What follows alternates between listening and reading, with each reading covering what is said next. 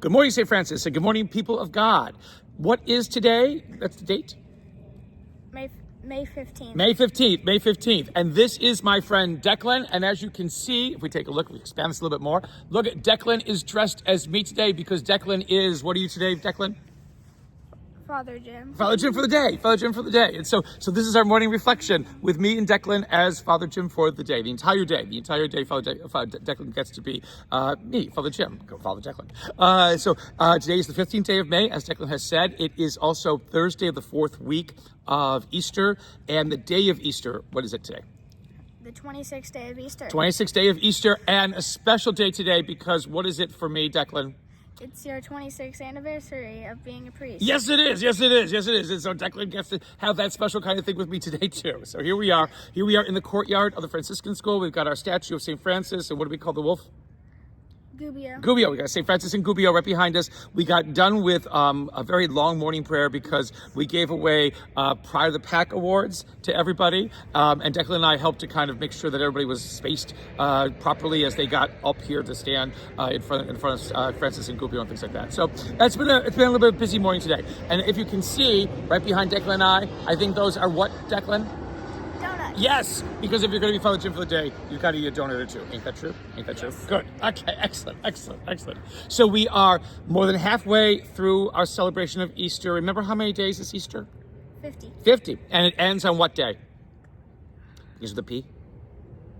Pentecost? Yes, exactly, because it ends with Pentecost. And so almost halfway there, we're going to go through the entire rest of the school year, still in the Easter season. It's pretty cool, isn't it? So we begin to say, because when we greet each other in the morning at morning prayer, we say Christ is risen, and then we say, He is truly risen. Exactly. So all this time, rest of the school year, it's kind of great like that.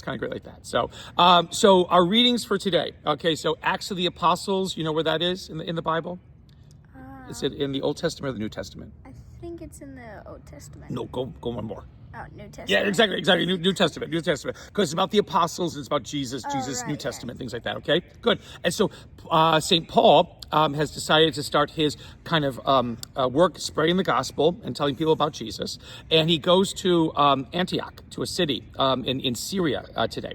And basically they tell him in the city, say something that's going to help us believe that Jesus is who you say that he is. And he gives this whole long history of all the prophets, of all kinds of people who talked about Jesus.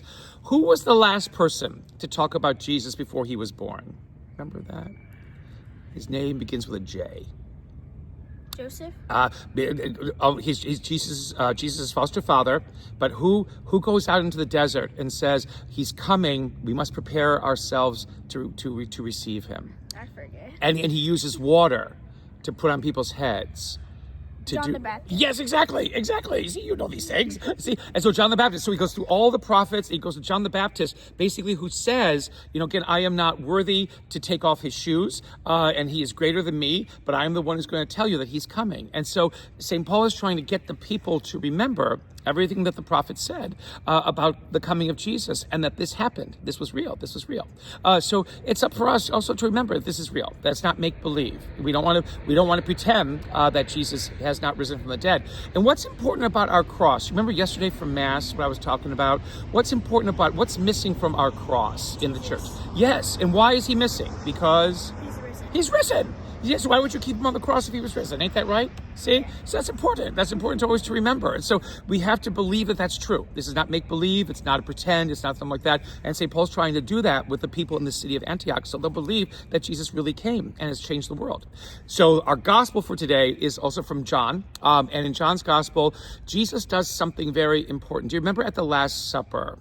Jesus does bread and wine and says, this is my body, my blood. But he also does something different with their feet. He washes their feet. Exactly.